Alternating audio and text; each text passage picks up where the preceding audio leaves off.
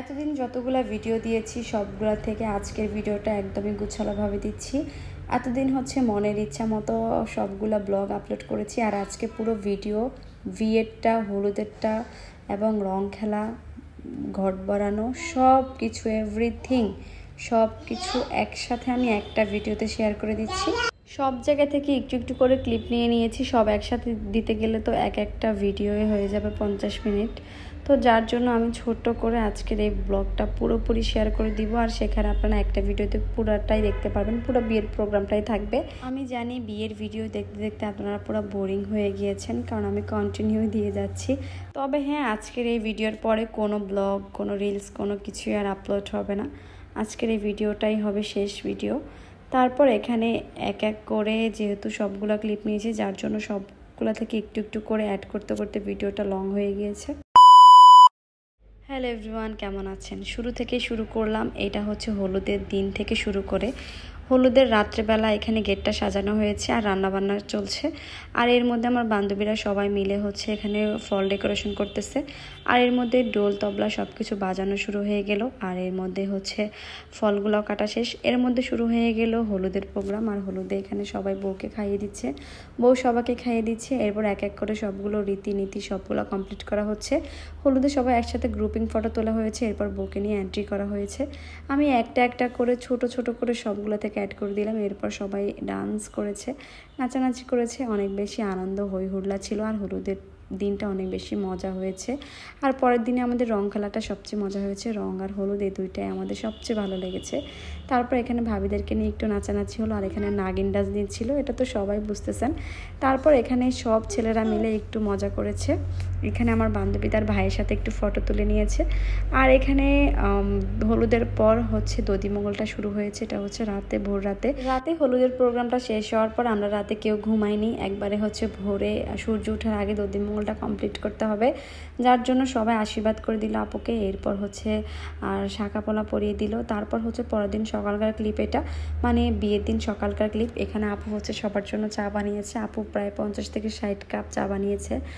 এরপর এখানে রান্নার জন্য প্রস্তুতি নিচ্ছে, সকালে রান্নার জন্য। আর এখানে খাসিটাও রেডি করতেছে, মানে রাতের জন্য। আর এখানে হচ্ছে আমরা সবাই মিলে চলে যাচ্ছি ঘট ভরানোর জন্য। এখানে আন্টি সহ সবাই চলে আসছে, সবাই টুপটুপ পায়ে পুকুরের পাড়ে চলে আসলো। আর এখানে ক্যামেরাম্যান কি আর না আসে বলেন, ক্যামেরাম্যানকে আমরা সব জায়গায় নিয়ে গিয়েছি, আর তারাও কিন্তু দায়িত্ব নিয়ে সব জায়গায় গিয়েছে আর ফটো তুলেছে।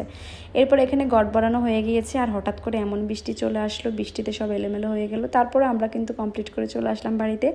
আসার পর এখানে সব কিছু গড়ের পানি দিয়ে নারিকেল দিয়ে দিয়েছি। তারপর চলে আসলো ছাদে হচ্ছে আমাদের এখন রং খেলা হবে, মানে হচ্ছে আবির। তো এখানে আপুকে সুন্দর করে সাজিয়ে দেওয়া হয়েছে, আর রঙগুলো ডেকোরেশন করে নিচ্ছি। আমরা সবাই মিলে অনেক বেশি মজা করেছি, সবচেয়ে হলুদ আর আবিরে।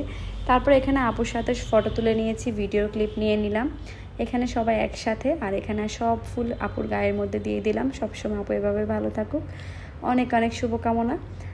আর এই পুরো ভিডিওটা আমি একসাথে শেয়ার করে দিচ্ছি, যেন একসাথে সব কিছুই পেয়ে যাই। এরপর আমাদের আরও অনেকগুলো কাজ আছে, অনেকগুলো স্টেপ আছে, সবগুলাই দেখাবো। আমরা সবাই একসাথে একজোটে সুন্দর করে সময় কাটালাম। এরপর চলে আসলাম আপুর গোসলে, মানে হচ্ছে হলুদের গোসল। এটা হচ্ছে আমি তেমন একটা ক্লিপ নিতে পারিনি, তো লাস্টে একটু নিলাম। তারপর এখানে আপু রেডি হয়ে পার্লারে চলে যাচ্ছে, কারণ রাতে হচ্ছে প্রোগ্রাম। আর এখানে রান্নাবান্না চলছে, কারণ রাতে যেহেতু প্রোগ্রাম, সব রান্না বিকেল সন্ধ্যার মধ্যে কমপ্লিট করতে হবে। একের পর এক সবাই অনেক বেশি কাজ করতেছে, পরিশ্রম করতেছে, কারণ দায়িত্ব তো অনেক বেশি, তাই না? পেঁয়াজ কাঁচামরিচ হতে শুরু করে সব কাটাকুটা চলতেছে। আর এখানে রোস্টের জন্য মুরগিও কাটতেছে। লাস্টে আমি একটু মেহেদি লাগালাম, যেহেতু একটু সময় পেয়েছি, 2 হাতে একটু হালকা করে মেহেদি লাগিয়েছি। আর এটা হচ্ছে রাতের ক্লিপ। রাতে হচ্ছে ডেকোরেশন সবগুলা কমপ্লিট করতেছে, কারণ একটু পরেই তো বরযাত্রী চলে আসবে, তাদের খাবার দাবার জন্য যেন কোনো কিছুর কমতি না হয়। আর এখানে কুমড়া কাটতেছে, এটা সবজির জন্য। সব কিছু রান্নাবান্নার জন্য অনেক প্রস্তুতি। এরপর এখানে মাংসটা রান্না হয়ে গিয়েছে, খাসির মাংস। তারপর এখানে এর মধ্যে বরযাত্রীও চলে এসেছে, মানে এটা ছিল রাত 8টার ক্লিপ। রাত 8টার দিকে বরযাত্রী এসেছে, আর এখানে সবাই বরযাত্রীকে ওয়েলকাম করতেছে, বরকে ওয়েলকাম করতেছে। এর মধ্যে আন্টি এসেছে, আন্টি এসে বরকে বরণডালা দিয়ে ওয়েলকাম করে নিল, মানে বরণ করে নিল। আমি যদিও সব কিছু গুছিয়ে বলতে পারছি না, যেহেতু আমার জন্য এটা ফার্স্ট টাইম, যার জন্য একটু হয়তো এলোমেলো করে বলতেছি সব কিছু, আপনারা একটু বুঝিয়ে নেবেন। এরপর হচ্ছে আমাদের বরকে একটু রেস্টের জন্য সময় দেওয়া হলো। একটু পরে বিয়ের সবগুলো অনুষ্ঠান শুরু হবে আর এর মধ্যে বরযাত্রীকে খাবার দেওয়া।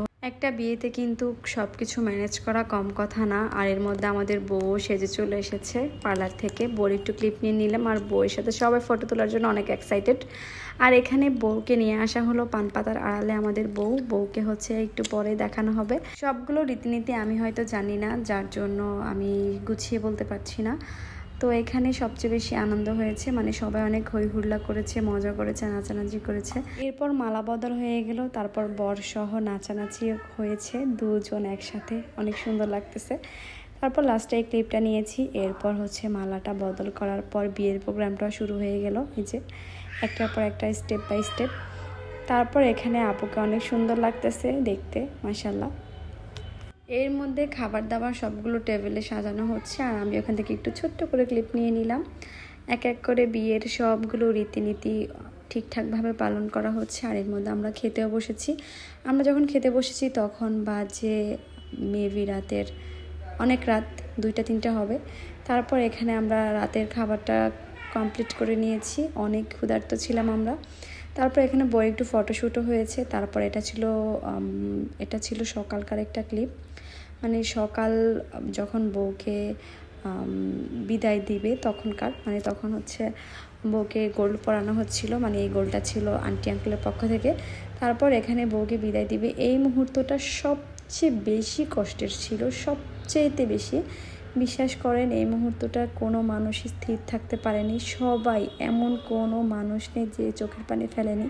প্রতিটা মেয়ের জীবনে এরকম একটা কষ্টের মুহূর্ত আছে। এখানে আমার বান্ধবী তার বোনের সাথে কি কান্নাটা দিল, আসলে অনেক বেশি খারাপ লাগে। এর মধ্যে বউকে বিদায়ও দিয়ে দিচ্ছে সবাই।